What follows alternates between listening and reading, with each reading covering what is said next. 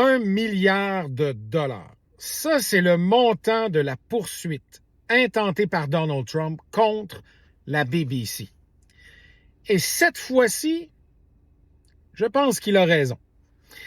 La BBC, dans un reportage, un documentaire sur Donald Trump, sur l'élection de 2020, a délibérément altéré l'ordre des propos de Donald Trump durant son discours à l'ellipse de la Maison-Blanche. Un discours dans lequel on l'entend dire qu'il faut se battre et donner tout ce qu'on a pour se battre pour garder la démocratie, sinon il n'y aurait plus de pays, a été dit dans un certain contexte. Alors, je suis encore convaincu que si aux États-Unis, il y avait eu des poursuites, enfin, il y en a eu, mais je veux dire, si on s'était rendu jusqu'à procès et si la Cour suprême n'avait pas tout fait pour faire en sorte de faire avorter les procédures là-dedans, mais ça, c'est une autre discussion. Je pense que Donald Trump aurait certainement été trouvé criminellement coupable dans cette cause-là. Cela étant dit, on peut présumer de ce qu'on veut, puis on peut présumer de tout ce que vous voulez par rapport à Donald Trump et son incitation ou non à la violence qui a mené à l'insurrection du 6 janvier 2021.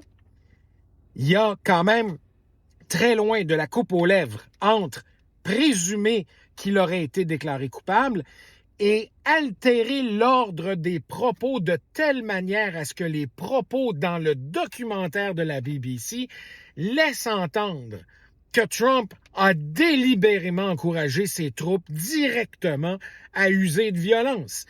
Alors, ce montage-là a probablement été fait par un producteur vidéo quelconque, là. Mais ça a eu des répercussions énormes au point où la BBC a présenté ses excuses, où la directrice de l'information et le directeur général de la BBC ont démissionné là-dessus. Et là, on regarde la possibilité de poursuivre pour 1 milliard de dollars la BBC. $1 billion. C'est une belle loterie, ça.